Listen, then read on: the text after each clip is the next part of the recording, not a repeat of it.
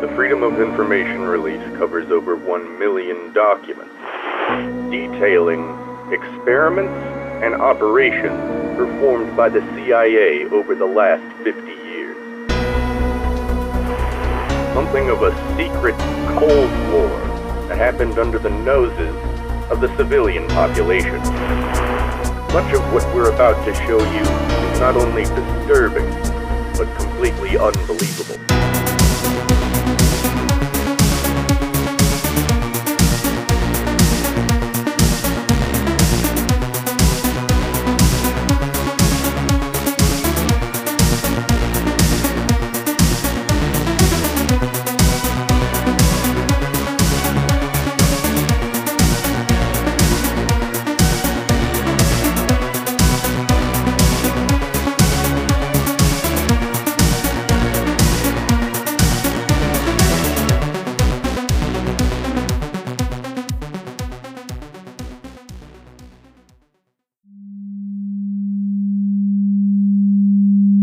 Two of control.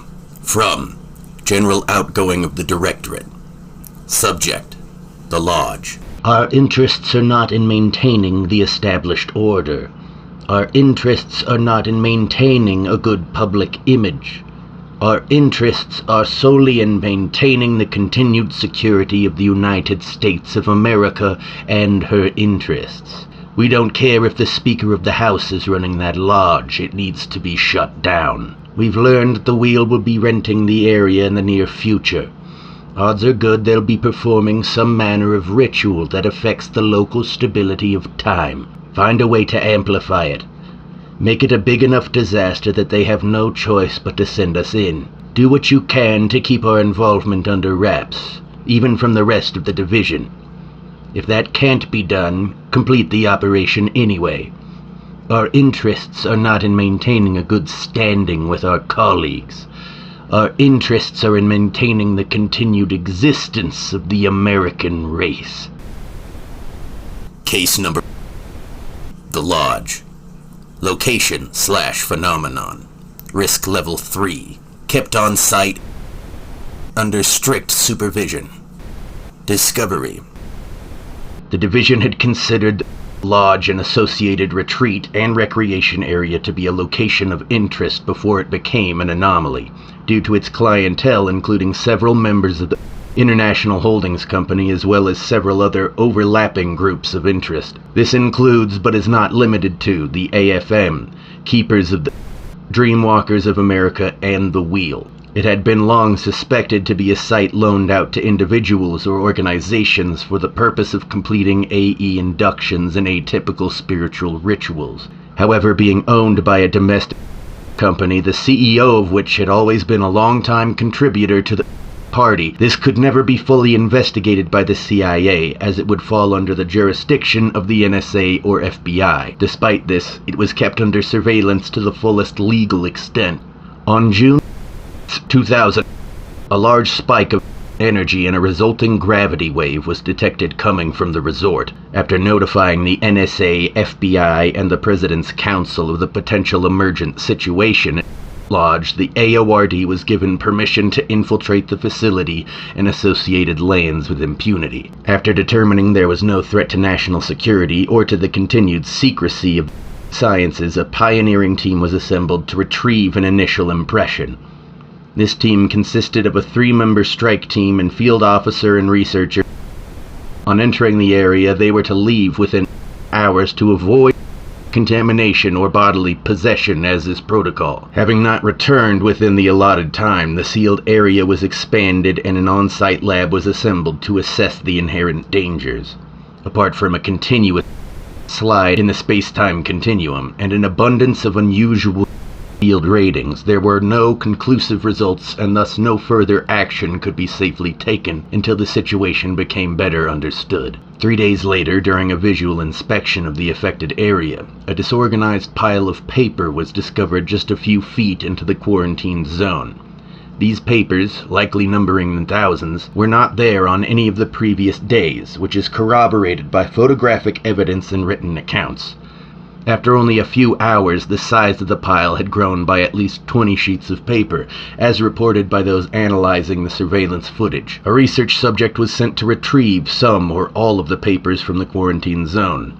Upon entering the forested area, some feet from the exclusion zone, the research subject disappeared from view. A total of more research subjects were sent into the area in order to test the boundaries, and on June, a research subject was able to find a safe route to the pile of paper. However, this safe route did not remain consistent as the research subject returned, and the research subject disappeared from sight around feet from the edge of the exclusion zone. Due to the inertia, a number of the papers it was carrying slid a further feet, and a percentage of those papers were blown by the wind out of the exclusion zone, where they were promptly collected and quarantined. The papers themselves had no anomalous properties, and after the prerequisite days of quarantine and remote analysis, they were deemed safe for laboratory inspection. Each of the papers is a research diary written by field officer and researcher, describing the continuing situation within the exclusion zone. A report was built on the testimony of these papers under a high-confidence assumption that they represented the truth of the matter.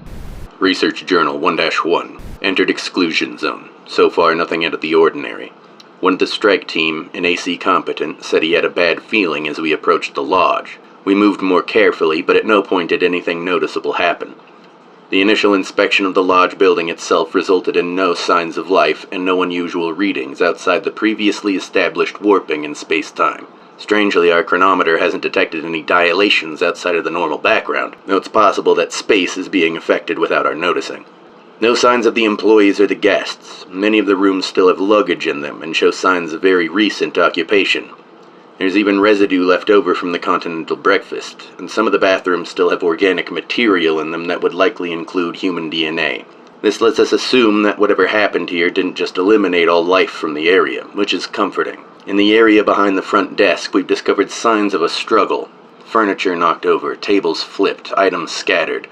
There's also a small amount of blood. I took a sample, but I'm going to wait until I'm back to analyze it. After searching and marking all rooms and finding no evidence of secret passageways or non-typical religious worship, we moved on to the rest of the resort. The pool and lakeside areas similarly show no signs of life. However, there is very little evidence that anyone's been through here. As I understand it, the retreat element of this place is mostly a front, and many of the accoutrements are expected to be fully unused. In the lakeside bar, there was a small amount of disturbance that points to recent occupation.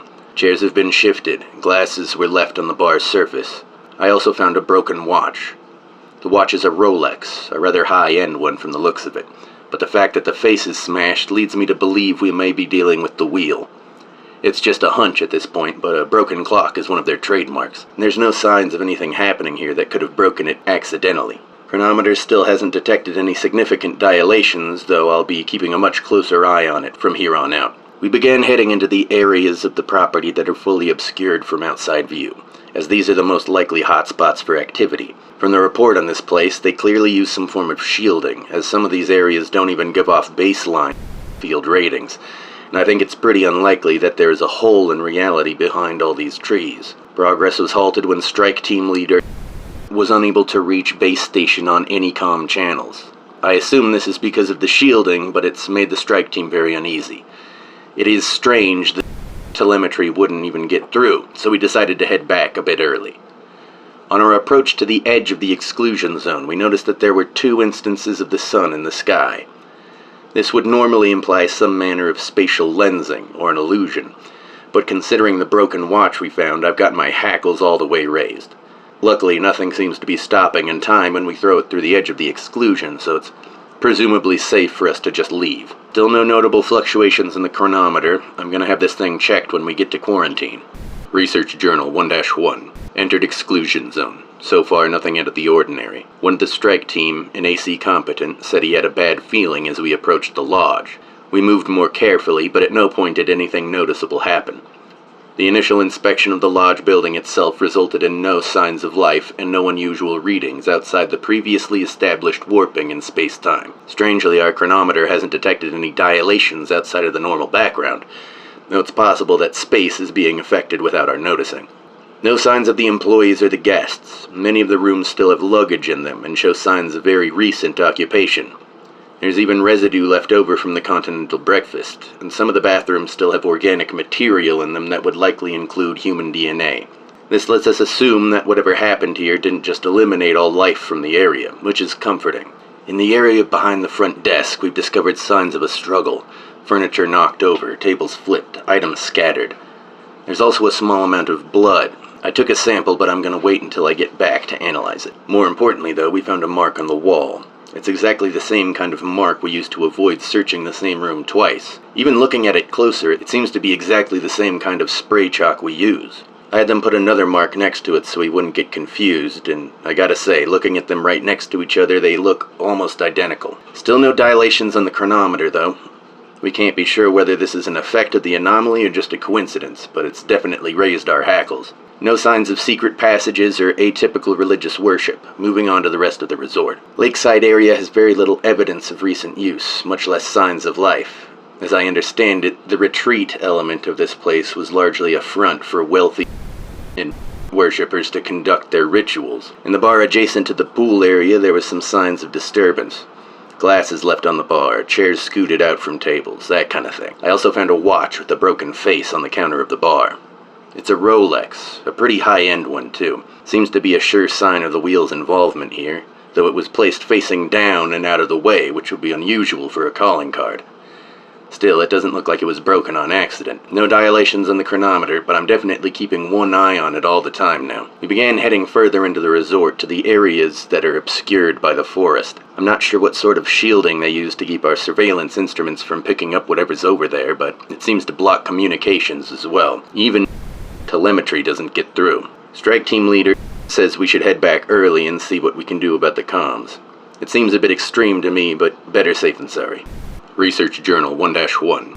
Entered exclusion zone. So far, nothing out of the ordinary. One of the strike team, an AC competent, said he had a bad feeling as we approached the lodge. We moved more carefully, but at no point did anything noticeable happen. The initial inspection of the lodge building itself resulted in no signs of life and no unusual readings outside the previously established warping in space-time. Strangely, our chronometer hasn't detected any dilations outside of the normal background, though it's possible that space is being affected without our noticing. No signs of the employees or the guests. Many of the rooms still have luggage in them and show signs of very recent occupation. There's even residue left over from the continental breakfast, and some of the bathrooms still have organic material in them that would likely include human DNA. This lets us assume that whatever happened here didn't just eliminate all life from the area, which is comforting. The area behind the front desk has 2 marks, exactly like the ones we used to mark areas we've already searched.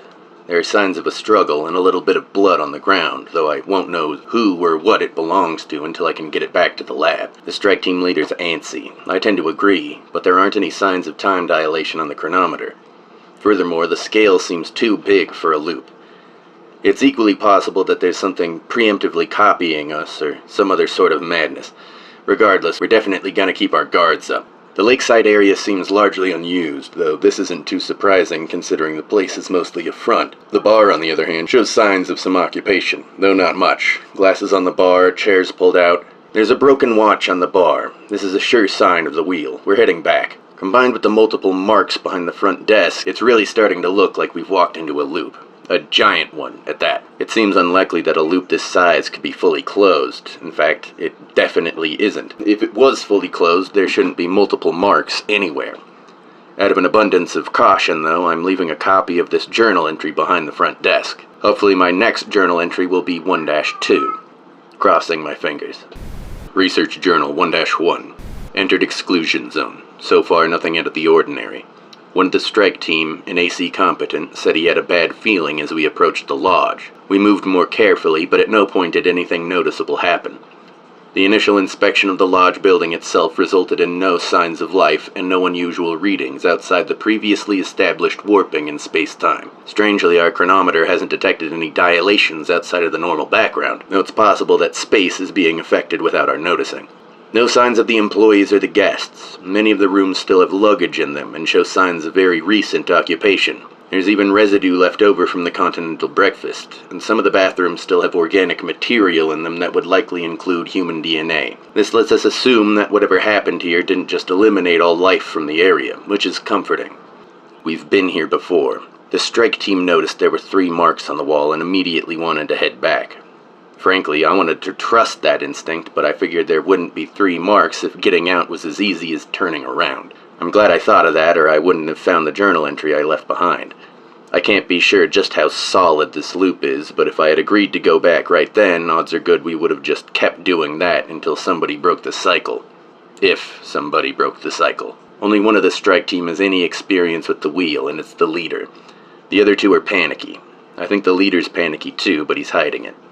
I don't have much experience with them myself, but I've read some of the accounts. We're lucky we have some room to move. We're not stuck in a 5-second loop, and there's a chance we'll still be able to die if we need to. Though it is frustrating that we don't just remember the different iterations, at least it'll never feel like we've been here for 1,000 years. I read about that happening to a door kicker that was assigned to a wheel case. Obviously, he was never the same. There's no way you can go back to normal life after being alive for that long. For us, it'll just be the same mission, same mindset, same perspective. That said, we can't be sure how much time we have to work on getting out. Could be just a few more minutes, could be hours, could be years. As long as it's enough time to search the whole resort, that should give us enough time to figure out a plan, even if it has to be spread out between repeats.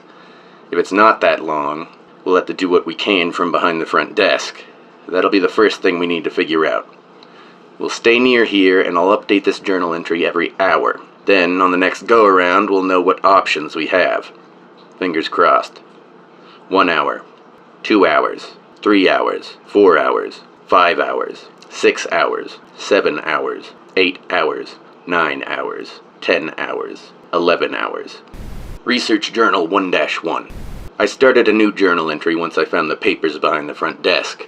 I wanted to keep track of how many iterations we've done, but I don't know exactly which one we're on. This could be the 3rd or the 3,000th. Morale's already low enough anyway. Around 12 hours is workable at least, though we're essentially destined to waste the first hour trying to complete the original mission every time it starts over. Then, before the time runs out, we're going to have to run back here to deliver the journal entry, or we're bound to end up doing the same thing again. I'm going to have to work up some way to give the future iterations of myself the rundown of what we've already done as quickly as possible. If it gets far enough, 11 hours might not even be enough time to read all these things. On that note, we're going to be heading further into the resort. There's a non-zero chance that the ritual is still happening, or that it's in a state that can be interrupted or stopped. From what little I know about the wheel, their rituals are usually permanent, and often end up with them stuck in a loop themselves. In other circumstances, they'll just disappear, either because they've managed to stop time for themselves, or have otherwise left local reality. Hopefully our case is the former, as there might be something we can do about a ritual that keeps taking place over and over again. With any luck, they'll be in the same relative time that we are, continuously doing the same induction. That's probably optimistic, but it's certainly plausible. Going further into the retreat area, it's become much more obvious what this place actually is. There's mystical symbols all over, some decorative, some functional. Quite a few of our opponents have left a souvenir here, or maybe they've earned themselves commemoration from their repeated donations to has a bronze statue of amalgamated people. I imagine it'll be full of some manner of meat, as it smells that way. The International Holdings Company has a tapestry of their goddess, and it looks to be woven out of gold, as would be their style. There's labyrinth symbols as well, but they don't seem to be exalting or commemorative like the other ones. I fear there might be some functionality to them, as I understand the keepers occasionally use this place as well. I can't imagine the owner letting them turn this place into a branch of them, but it would certainly allow for a lot more room. In fact, the resort may be able to set up specific pocket dimensions for more dangerous rituals. Depending on the answer to that little inquiry, we might be completely fucked. There's no way 12 hours will be enough to find a needle in an ever-shifting haystack. The strike team don't seem to know much about though, mercifully, so the attitude in the group is workable for now. I'll have to remind my future self not to explain to them if I don't have to. There's a large building at the end of a trail, and there's a paper sign placed in a placard with a picture of a clock. From the outside, it seems to be a gathering hall, or more like a convention center, but it seems like all the doors and windows are locked. On top of that, they're bulletproof and breach-proof. I suppose it's not too surprising that the security here would be pretty intense. Actually, it's kind of surprising that the strike team wasn't immediately cursed for trying to shoot out the windows. but it's probably the case that whatever AEI configurations were put down here have been severed from their power source or conceptual trigger. Unless they let the wheel or the keepers put curses on the building, we're probably safe. I understand that it doesn't do business with and her children either, so we shouldn't be twisting into knots or growing new eyes. For now, we'll head back to the lodge. We've still got a decent amount of time, but I need to come up with a way to optimize the time it takes me to catch up when the loop restarts. Plus, we're all hungry. We've essentially gone an entire day without eating, and no one drank any water near the ritual sites, obviously, so we're basically dead on our feet. Additional documentation. Debrief for Field Officer. You are in a time loop. Presumed early iterations. No eddies discovered. It resets roughly 11 hours from right as you're reading this, or if you try to leave the exclusion zone. Boundaries unknown, but behind the lodge front desk seems to be a catch, so there should be others. Lakeside area searched, unsure of depth. Pool and bar area searched, unsure of depth. Lodge searched, but not thoroughly. Into the forest there is a series of ritual areas. Potential fluctuation. Don't tell strike team about them unless absolutely necessary. Kilometers on main trail. Right it. There's a building with a clock sign. Presumed location of wheel members. It's locked and breach-proof. Gain entry, interrupt ritual, and escape if possible. Otherwise, make new debrief with what you've accomplished and leave it here before the reset. Best of luck, Field Officer and 7th grade baseball MVP. Research Journal 1-1. New entry. This debrief does appear to be in my handwriting, and it knows at least one fact about my history that can't be easy to find. In terms of cost-benefit, there isn't much harm in assuming this is true, and failing to trust it could result in an infinite loop reaction, i.e. I don't believe the debrief, and try to complete the original mission again and again. So we'll be looking for the key. I'm happy to have a more or less simple task to do. Some of these time loop issues end up extremely complicated as I understand it. Finding a keycard that works on a building shouldn't be hard. In fact, we might be able to make a few of them using the computer behind the front desk. Then, if we can't find a way out, we can leave the keys for our reset selves. A fairly straightforward iteration. My first idea was to try and access the resort's computer system, but apparently there's some kind of RF passkey you have to swipe in order to get it going. There's nothing like that in the immediate vicinity, and of course there's no hotel staff and no bodies either. I can't imagine why they would be gone. If anything, they should be part of the loop. On the other hand, the resort is relatively small for a hotel, and I don't imagine it would actually take that many people to staff it. Now that I'm thinking about it, I wonder how managed to find people in the know that would be willing to work as simple hotel clerks and housekeepers. I suppose if the pay was good enough it wouldn't matter that much, but most people tend to get pretty ambitious once they find out about AEI systems that actually work. I'll have to put that on the back burner for now. Our first priority is to find a key for the ritual building or a pass key for the computer. First floor rooms have nothing of the sort, just luggage and a few assorted personal belongings. Found a couple more broken watches tucked away in some of the suitcases, all extremely expensive. Second floor, room 208, we found an employee lanyard. We tried it on the computer and it worked, but we haven't found any exterior buildings within the key printing system. It's possible that's handled elsewhere, but I think it's just as likely that it's hidden somewhere on the computer. To make the best use of our time, I'm leaving and to keep searching for a way to print a key, while me and search the other areas of the resort for a keycard. We should be able to make it back in time, but I've told to update the debrief just in case we don't. There's a safe built into the floor of the poolside bar. I'm glad I thought it was worth another check. Judging from the old journal entries, the last iteration hadn't actually searched through the other areas before going into the woods, and the ones before them hadn't discovered they were in a time loop. It only stands to reason that they would have only done a cursory search. There's keycards in here, we can't risk blowing it up, but is AC competent, so he thinks he might be able to get it open anyway. We don't have a lot of time left. I hope this isn't a bust. Additional documentation. Memo for first number is almost certainly 39. Not as sure for the others, but I was getting a lot of blue and a lot of yellow, so there's probably a 1 and a 7 somewhere in there. The rest of the document comprises of 3 separate lists of the numbers between 1 and 100, a total of 175 of which have been crossed out. Additional documentation. Debrief for Field Officer. You are in a time loop. No eddies discovered. It resets roughly 11 hours from right as you're reading this, or if you try to leave the exclusion zone. Boundaries unknown, but behind the lodge front desk seems to be a catch, so there should be others. Lakeside area searched, moderately. Pool and bar area searched, thoroughly. Lodge searched, thoroughly. Into the forest there is a series of ritual sites and buildings. Potential fluctuation. Don't tell strike team about them unless absolutely necessary. Kilometers on main trail, right there's a building with a clock sign. Presumed location of wheel members. It's locked and breach-proof. Have and look for key cards. Have them continue with the lakeside area starting from the cabanas and going east. There's a safe in the floor of the poolside bar. Has been working on gleaning the combination. His attempts are recorded in the memo below. Don't know what's inside. Too risky to use explosives. Find key. Gain entry to ritual building. Interrupt ritual and escape if possible. Make new debrief with what you've accomplished and leave it here before the reset. Best of luck. Field Officer and 7th grade baseball MVP. Research Journal 1-1. I can only assume we've been in this time loop for quite a while now. I'm not sure how many iterations have been spent on this safe, but it has to be more than one, judging by memo. I suppose it doesn't matter that he isn't particularly good at anomalous cognition, since we have, presumably, infinite tries. But it is somewhat alarming seeing the various levels of ink on that piece of paper. Makes me wish it wasn't so dangerous to bring an AC proficient into a ritual area, or we'd probably be moving on to something else by now. Judging from the stack of papers, we could only have been here for 8 or 9 loops, but we have no idea how time is moving outside. For all we know, the rest of the division could be driving electric cars by now. Got the safe open. No key cards, but a couple of lanyards, and some kind of AEI instrument. Looks like or maybe a lancet, professionally made. The lanyard is similar to the one behind the front desk, but it's a different color. Hopefully that means it'll have more privileges. Sure enough, this allows us to print keycards to the other buildings. Unfortunately, the naming conventions for the ritual areas are intentionally vague, just numbers and letters.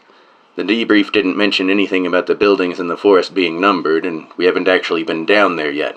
I have to assume that means they aren't labeled to match the designations here, or else I'm seriously slacking in my duties. Right now, is printing out a key for every single place, while the rest of us set up everything we need for a breach. We don't have time on this one, but we're planning on the next iteration to go straight for the wheel if possible. Hopefully we don't end up needing the rest of these keys after they get in there, but I'll definitely be holding on to them just in case. Since we're stuck in a gap, I've been trying to deduce how things work at this place. Why would there need to be 2 different passkeys for the computer system? Surely they're not just hiring people off Craigslist. These people have the power and skill to keep the NSA and the FBI at an arm's reach, and to keep the AORD's eyes off of them. Just seems baffling that there would be 2 levels of security clearance within this already well-kept secret. There must be something that and the rest of the company don't want their highly trusted hotel staff finding out about in those ritual buildings. Not sure whether or not I need to mention this in the debrief. Maybe I'll start another folder for it and any other sidetracked information we might need later on. Additional documentation. Debrief for Field Officer. You are in a time loop. Presumed early iterations. No ADs discovered. It resets roughly 11 hours from right as you're reading this, or if you try to leave the exclusion zone. Boundaries unknown, but behind the lodge front desk there seems to be a catch, so there should be others. Set of keys and extra ammunition and explosives prepared for wheel ritual building within the forest. See attached directions. There are dozens of keys, and there's no way to know which one's correct. Gain entry. Interrupt ritual and escape if possible. Otherwise, make new debrief with what you've accomplished and leave it here before the reset. Additional information in the yellow suitcase if needed. Best of luck, Field Officer and 7th grade baseball MVP. Research Journal 1-1. There is a disturbing amount of work already done on this mission, and the strike team is raring to get this done. Frankly, I'm right there with them, but we're stuck with a critical moment in this iteration. Regardless of the danger that staying still might cause, the danger of interrupting an AEI ritual focused on distorting time is far, far more dangerous. Nothing for it, though. It has to be done, and it has to be us. This version of us, I mean. Made our way through Forest Trail. I can see why the additional information told me not to mention the morale's already low enough. The last thing we need is for the strike team to start worrying about wandering into a fractalized version of the forest path. Came to building with the clock sign up front. We're currently trying all the keys, but it seems there's some sort of lockout function. After 3 tries, it doesn't take any more for 5 minutes. Seems needless considering everything else, but that's just how these types of people are, I guess. Needless effort for needless power, poking around in things they don't need to know. Regardless, it's going to take us a bit to get in, but we should still have plenty of time. There's only 27 keys. The key labeled N43 is the key that opens the ritual building. Chronometer's finally starting to catch something, and it seems like it's getting more intense as we move forward. Obviously, we're taking it slow and keeping a close eye on all our sensors. No reason to rush, not that anyone is in a hurry to get in there. The air feels charged. Smells kind of like ozone. My instincts are telling me to run, and it's a lot more intense than it is with some of the other impossible things we deal with. I'm sure it's the natural biological reaction to time being broken. Entered ritual room. We heard screams from halfway into the building and started our breach expecting some resistance, or action at least. Turns out we didn't need to worry. The screams are repeating. Everyone in the room is stuck in a loop. A horrifically small one. I'm sure we didn't hear it on the way in because each set of people has their own loop. Solved the mystery of what happened to the hotel staff. Looks like gave them to the wheel as sacrifices. And I imagine that's the norm. Considering how careful he's been, it struck me as strange that there were multiple layers of security on the resort computer, but it turns out he was being even more cautious than I thought. The room is large, and there's some kind of chemical burning in a pot. There's a circle of wheel members wearing blank face masks. Each of them has their own victim. The loops are only long enough to cover the sacrifice before starting over again. It's rough to watch. One of them is cutting a man's head off with this crazed look in his eyes. I can tell he's smiling even with his mask on. Stupid bastard. As if he's not trapped in the same 10-second loop. They can't seem to see or hear us, even the ones that take a little bit longer. I imagine that means they've cut themselves off from the surrounding space-time. That's both a mercy and a huge disappointment. It's good in that it probably won't spread out and collapse stable time throughout the state, but it also means that we're probably not going to be able to stop them. Not without getting trapped ourselves. We poked around the rest of the room until we had to head back. As always, the wheel has their AI instructions written out in perfected detail. I'm sure they didn't care about leaving a trail, but more than that, this ritual required a ridiculous level of timing and complexity. Strangely, it doesn't mention anywhere that it would result in a loop. On the contrary, it seems like these sick fucks were trying to give themselves the ability to turn back their aging process. It isn't too surprising for a bunch of rich freaks with a real-life magic trick. They always want to cheat death. Though in this case, rather than dying, they just get younger and younger until they're unborn. I imagine they expected to be able to create another ritual to turn it back the other way later on. Then they botched it somehow. God knows how they fucked it up this badly. It's hard to believe that it would let this kind of thing happen on its property. In fact, it's completely unbelievable.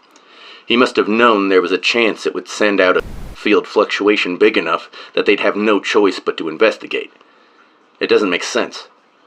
Well, I guess I'll have to leave this up to the next me to figure out. Research Journal 1-1. According to these documents, we've tried to find a way to stop the ritual for the last 20 iterations. I can understand why it hasn't gone well if they're really closed off. I don't even know if the eggheads in R&D know how to overcome an AE-induced space-time barrier. It would be one thing if the ritual had gone the way it was supposed to, but it says here they botched it badly. So badly, in fact, that the previous versions of me suspect something else is going on here. If we had the exact steps for how the ritual went, we might be able to reverse engineer it. It would probably take thousands of iterations, but it might be possible. We don't know how it was botched, though, and there's no way to find out. Actually, maybe there is. There's no mention of cameras or recording equipment in the stack of papers here. I'd be sure there weren't any, considering the true nature of this resort, but I don't actually know. Maybe the past versions of me didn't bother looking, for how unlikely it is. Might not be the most productive use of time, but time is our only resource. It's not like there's a specific objective laid out for me in this debrief from myself. It just says stop the ritual if possible and escape. It won't hurt to take a look. So far everything's just as the documents have spelled out. The map is completely accurate, the key worked, the inventory of the ritual building is nearly complete. Whatever thoughts I had that this was some trick are out the window. It's got us real motivated to work, which is good because we only have 6 hours to tear up the floorboards here before we need to head back. Doesn't look like there's any cameras or bugs. I didn't really expect there to be. Even if wanted to blackmail cultists, he'd have a hard time keeping them from finding out they're being recorded. The wheel maybe wouldn't be an issue, but trying to sneak a picture of the keepers or the holdings group would be playing with hellfire. Maybe I spoke too soon. There's something stuck into a section of pressboard in one of these chairs here in the ritual room. We wouldn't have noticed it if we weren't literally tearing everything apart. It was built into the chair, into the wood even. I'm not sure how they pulled that off, but anything's possible here. Just digging it out as I write this. It's a... Why would there be a... here? I thought we were the only ones who had the technology to build a... There must be a leak. Maybe one of the AFM or some other defector. This is bad. I mean, it's bad in general, but mainly it's bad for us. If the wheel's sacrifice was sent sideways by even a small one like this, there's basically no hope of undoing it. Looks like the next iterations are going to have their work cut out for them. Additional documents. Debrief for Field Officer. You're in a time loop. It resets in about 11 hours from reading this, or if you try to leave or otherwise touch the edge of the barrier. The wheel's ritual, see red folder, was interrupted with an AORD style, and there's no hope of fixing it. Considering the implications, it's possible past rituals in the area were altered as well, so interference from the is somewhat likely. See blue folder. Don't talk about to the others. Search for other catches in the loop and possible streams that lead out of the barrier. The area we've covered so far is the yellow area marked on map 5. The green dots are catches, however all of them seem to be too small and too far away from the edge of the exclusion zone to be useful. Best of luck, Field Officer, 7th grade baseball MVP who drives a Dodge Ram and had Jimmy Dean pancake sandwiches for breakfast today. Research Journal 1-1. Looks like this definitely isn't a trick. Everything the papers said have been true. My mind's reeling with questions, but if it really went off here, then we really need to find a way out before the way out gets further away. This is fucked. Nothing for it but to keep at it. It's not like we have to worry about running out of time, at least. I just hope there's actually something to be learned by cataloging the entire area. The odds that there's a catch close enough to the edge or a slip-through on the barrier itself are a weighted coin flip. There's a pretty good chance there'll be one within the entirety of the affected area, but most of that area is in the air or underground, and 12 hours isn't enough to build scaffolding or dig a tunnel. It's lucky that the ritual buildings are closer to the middle.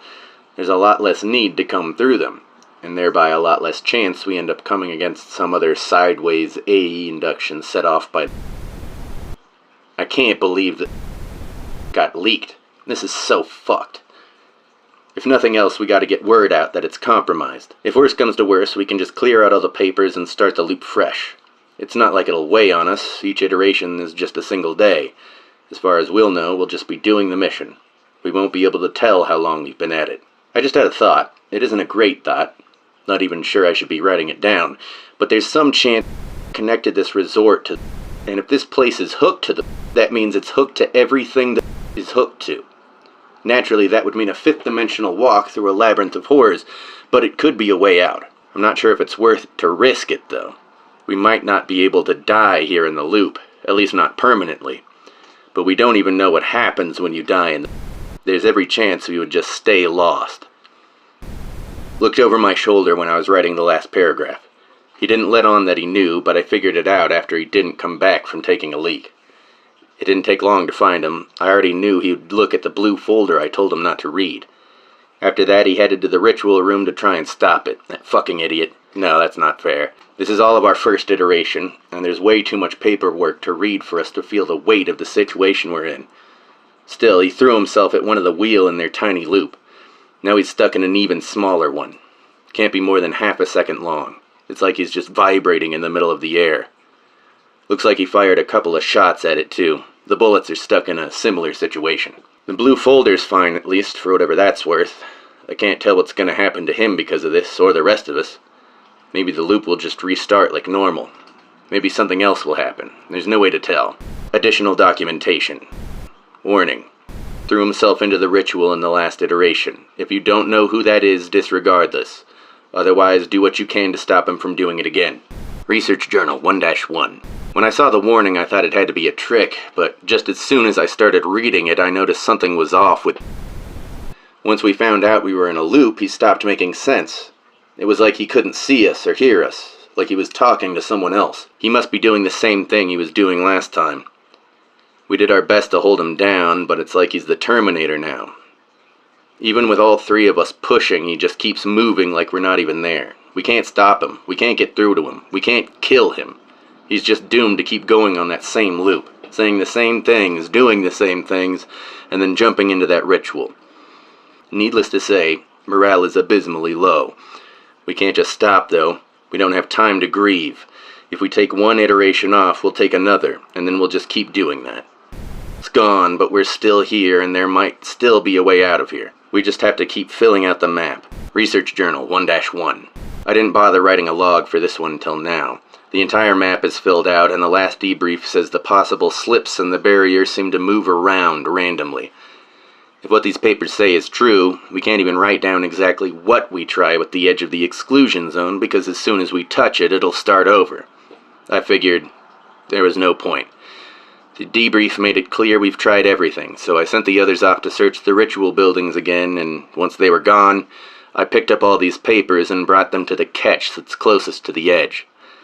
I knew I couldn't keep us from finding out about the loop with breaking off from our timeline every time, so I just grabbed the papers from after that point and replaced the map with an approximation of what it should be. There clearly isn't any point in struggling, and if I kept it going, eventually one of the strike team would want to try their luck finding a way into the... That would be worse than this. I'm almost sure of that. Anyway, I was thinking, maybe the division would see a bunch of papers stacking up out of nowhere and realize something had gone wrong, but when I got there, there was already a stack of papers. It was the same papers I had, copies of them anyway. Some of them look pretty old. I'm sure there's copies of this entry too. I didn't bother looking through all of them. I wouldn't even have enough time to. I only read the one addressed to me. If you're reading this, I'm sure you'll have a copy of that one too. Even if a percentage of the papers find their way out of the exclusion zone, that should be enough to get at least one copy of all of them. I'm happy I can at least come to the end of this loop knowing I won't have to face this again for a good long time. Additional documentation. Attention, Field Officer. As you can see, you've had this idea before, maybe even a few times. I hope you managed to skip the part where you spent hundreds of iterations trying to figure out the math on the time dilation. See, a version of me, had a thought that maybe it wasn't that the chronometer couldn't detect the dilation, but that the dilation itself was too small to be detected. I thought maybe that would give us a clue on how to get out. Long story short, it isn't too small to detect. It's too big. I won't tell you just how big it is, but I will tell you that the piece of paper next to this one will have a number on it. And if that number isn't divisible by 1 million, then you shouldn't add your papers to the pile. If we put the papers in the pile every time, there's a small chance that we'd be flooding the Earth with documents. Documents that may or may not be dangerous temporal objects. If it is divisible by 1 million, be sure to copy this page and add it in there too, so the suits know what we're dealing with. Maybe they'll be able to find a way to get us out before the pile gets too big. Either way, update the number and make sure it stays in the catch. Don't want to cause any confusion for our future selves. Best of luck, Field Officer. 2. Secretary from of the Directorate. Subject: the Lodge Incident. Judging from the recovered documents, it's fair to say that there exists within the exclusion zone a closed time loop of unprecedented scale, as well as several smaller and more compact closed time loops. Considering the fact that none of these papers make any mention of the research subjects sent into the resort and surrounding areas, of which there are over 50, it is very likely that there are individual closed time loops for every individual or group that has entered the grounds. The scale of this catastrophe is immense, and it's a miracle that it only caused as much damage as it did. Obviously, we don't have a way to accurately alter and control the flow of time, and as such there is no way to resolve this situation or retrieve our resources from within the exclusion zone. Everything in that mile radius around the epicenter is ostensibly lost to the world. The only thing we can do is fully close off the area from all sides with dampening material to avoid unnecessary exposure to the public and the possibility of a third party deducing what's happened here. This place is now our Chernobyl, and all we can do is wait and see if it ever fizzles out. That, and, of course, periodically burning the mountain of paper that has begun spilling out from inside of it. These problems alone aren't an issue. However, the appearance of an AEI device is extremely alarming. It must be assumed that some bad actor has somehow recreated AORD-developed technology, and these potential terrorists should take the highest priority of all national security concerns. The scale and severity of what could happen in our cities with the malicious use of cannot be underestimated. Furthermore, the fact that this retreat was functioning as a hideout for several cult groups, all of whom illegally operate within the United States, performing actions that are obscenely dangerous to mankind and the environment alike, while the NSA and FBI refuse to investigate, is indefensible. For all the time they've turned a blind eye to and his company due to the connections they have with the military, it's remarkable this is the worst that happened. This goes beyond simple corruption. This is tantamount to the highest stations in national security harboring multiple dangerous organizations that objectively threaten the United States and her interests. The AORD needs to be able to operate domestically, regardless of the separation of duties decided for the CIA as a whole. We can keep the country safe, and we can keep the country in the dark, but we can only do so if we can move freely, without being bogged down by jurisdictions and caveats and red tape. The face of the world is changing, sir, and it's growing horns. The devils are at our door, and there isn't time to apply these new sciences to the established order. Our interests, after all, are not in protecting tradition. Our interests are in protecting the nation.